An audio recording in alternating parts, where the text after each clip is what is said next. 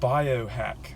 If you're yawning and you do not want to yawn, when you initially breathe in, continue that breath in as deep as you can go. Once your lungs are filled up, hold it, and then compress your core.